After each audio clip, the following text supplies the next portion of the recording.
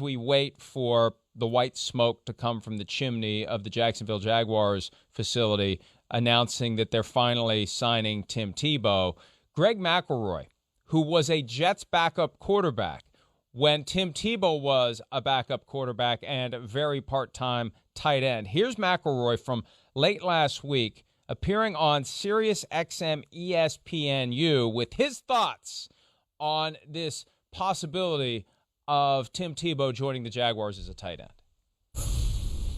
Like, everyone says, oh, well, now he's finally doing what he should have done 10 years ago by switching to tight end. Y'all, we were with him in the Jets.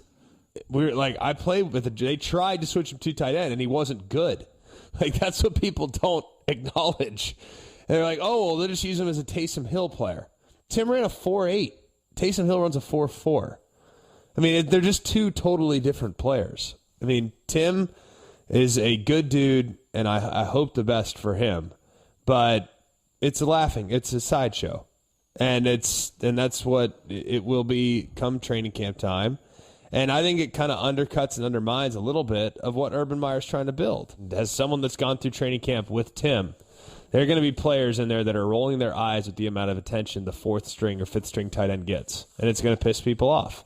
And as a result, it's going to affect locker room chemistry, just like it did with us at the Jets. Not because anyone had any animosity towards Tim. It's had animosity towards the coverage that Tim receives. So that's, I think, going to be... I think it's a stupid move. You're starting your tenure at Jacksonville. You're setting the tone. But people saying, well, he can help with leadership. Let me tell you what helps with leadership in the NFL. Money. Like, you want guys to be incentivized, pay them. That's what it comes down to. There's no leaders. Oh, well, he's an old consummate leader. No. Guys follow the money. If guys are getting paid big smack and they're performing at a really high level, that's who they'll follow.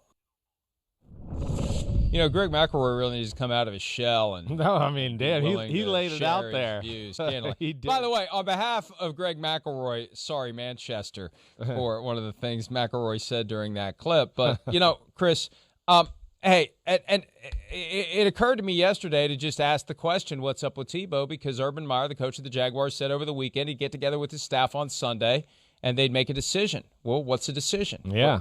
I really do feel like they have to figure out what they're going to do with Gardner Minshew so when Tebow lands, they can maximize the Tebow 15 because you can't start selling Tebow 15 if you still got Minshew 15 on the roster. That's such a superficial, obvious point, but it won't have the same effect. That's one of the problems. It won't have the same effect. I agree with you there. I mean, listen, he's associated with the number 15. I'm with you.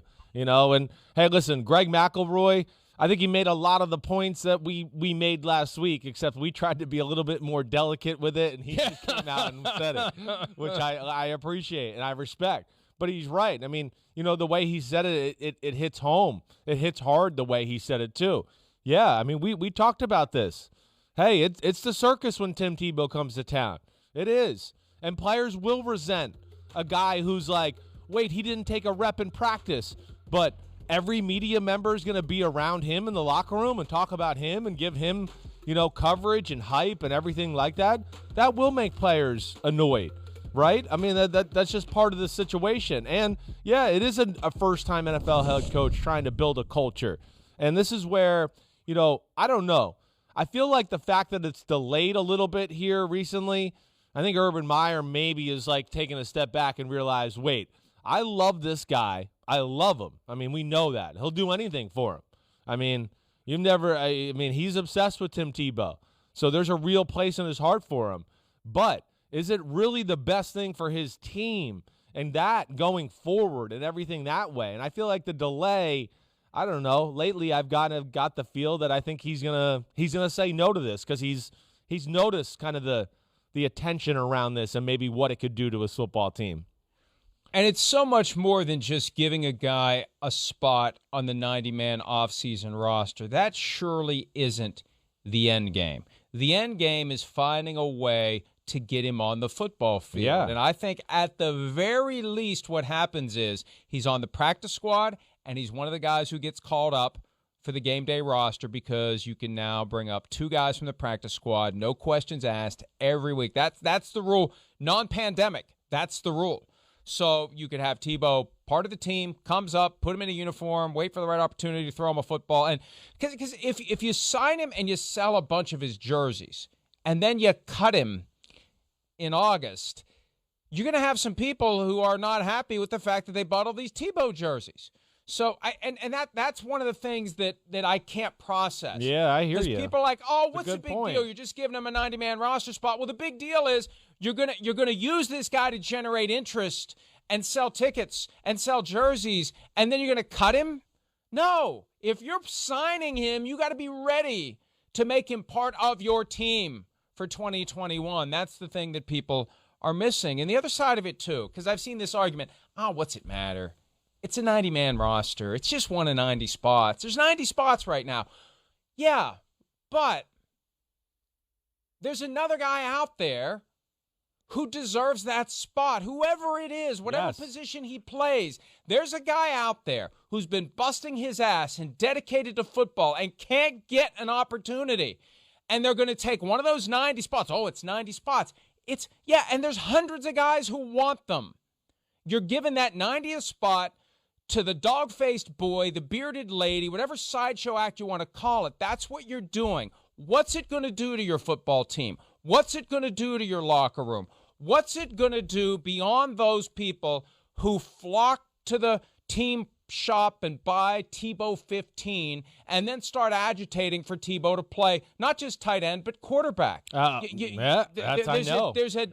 a deeper issue here that Myers just glossed over. He's just glossed over. Right. Emperor of Gainesville, Emperor of Columbus, not Emperor of Jacksonville. That's not how it works at the NFL. And maybe you're right. Maybe he's realizing from the resistance he's getting that this may not be the best thing for me to do. I think it's scary, and I'm rooting for Urban Meyer. I've known him since I was in high school. He recruited me. I mean, I got a lot of respect for everything he's done. Just from a guy that's been recruit you to play tight end? Well, no, he didn't. But he's from a guy that's on the outside looking in. I respect everything about him, and if I was to advise him, I go, man, this just ain't smart. I'm with you. You made the other good points where I wanted to go. You're right. I mean, then there's going to be the clamoring. Oh, wait, it's preseason. Give Tebow the ball. We're at the 1-inch line. Let him run it in. Come on. That's where he was built. You never saw a fan base go so crazy over a guy getting an 1.5 gain for a touchdown on the 1-inch yard line. Hey, we got Percy Harvin. Hey, we got all these all-stars. Let's let Tebow run it in from 1.5 inches. Touchdown. That's where you're going to get issues. And it's just going to build and build. And that's where, yes, I think it is scary. And you're right. I think if he gets on the team or he's there, the clamoring for him to do something at quarterback is going to become a thing too. And I just think it's for a young football team. They got a lot of young players with an inexperienced coaching staff to a degree with college guys and everything like that. I just think it is. It's a scary, scary sideshow that I think could derail things in a big way. This is something I never do, and I can't say never because I'm going to do it now. I'll say this is something I rarely do. What I rarely do is read on this show word for word something I've written at PFT, but I like how I put it last night, and I won't be able to duplicate it. So let me just read this passage. Through it all, there continue to be two camps when it comes to Tim Tebow. One camp shrugs at giving Tebow a job that justifiably could go to someone else. One camp touts Tebow's leadership, work ethic, and drive. One camp thinks the other camp is blinded by the fact that it simply doesn't like Tebow. The other camp contends that a football roster represents a zero-sum game and that by giving Tebow one of the 90 positions, someone else more deserving of that opportunity won't get it. The other camp wonders why, if Tebow's attributes are so desirable to an NFL roster, the Jaguars have become the only team remotely interested in offering him a roster spot in years. The other camp thinks the first camp is blinded by the fact that it simply likes Tebow too much. Right. It's a microcosm of our broader issues, right? Isn't it? I mean, yeah. Another word starting with T that has 4 letters behind it. Well, Isn't that the litmus test right now? Listen, isn't that what we're fundamentally dealing with here? I don't want to go there. I know I've said my white privilege things, and I know, but you're right. I mean, I know that's not right there. And you know what? Even my dad, he said something to me yesterday. He's like, "Yeah, that's not right. You're not saying the right phrase there. That's just not right." And I was like, I understand. But, like, I guess what I'm trying to get at is a little bit what you're trying to get at to a degree. I mean, yeah. I mean, listen, I don't know any other way to put it. He's the most overrated sports figure in our country this century. There's no other way for me to say it. I mean, he won the Heisman going 9-4. Nobody wins the Heisman going 9-4. He won the SEC. He didn't even win SEC Player of the Year. Darren McFadden did. But it was because he was such a media creation. And Urban Meyer never would stop talking about him. He got all the credit on a team with 22 NFL players that were like all pro players, like good. One of the greatest college teams ever. It was just Tebow. Never anything else. You didn't hear anything else. So he's a creation. And that's where it's like, that's to me where and again, I know it's not the right phrase, but this cult, this privilege aspect of just like, this figure of a guy for what he stands for to a degree instead of the merits being looked at, really. And I think that's what bothers me. It bothers most athletes and the people that have been in the locker room and everything like that, to where it doesn't make sense. But that's when you hear the response, the merits or the work ethic, the leadership and the drive. But why has the rest of the league ignored him for 10 years? McElroy said it best. Yes, he did. The problem you're getting into is the fact that you're going to have media descend on Jacksonville to cover the 4th or 5th string tight end, and other guys are going to resent it. And I don't care that there's been a dramatic overhaul of the Jaguars roster. These are still grown, professional individuals in that locker room who are going to see what's going on. They're going to roll their eyes and going to say, what in the F did I sign up for? And Trevor Lawrence is the #1 pick, and hey, he works hard and does everything too, but nobody will talk about it if that comes to that in training camp. It's only going to be about one guy, and then now you're squashing the leadership of the guy you're trying to make the leader of your football team and some other young guys who you want to have a voice of your team, because it's all the media talks about is, hey, did Tim motivate you to drink Gatorade better today? Did he? Because he drank it like this, and then I saw you do that too. And did it motivate? Like, that's where it just snowballs into this crazy crap where you're just like, it's insane. They're gonna give him credit for everything. So that's where it's insane. I don't even know any. I've seen the argument, Chris, that this is some sort of next level genius by Urban Meyer to allow Trevor Lawrence to develop without a lot of extra attention. Oh my gosh.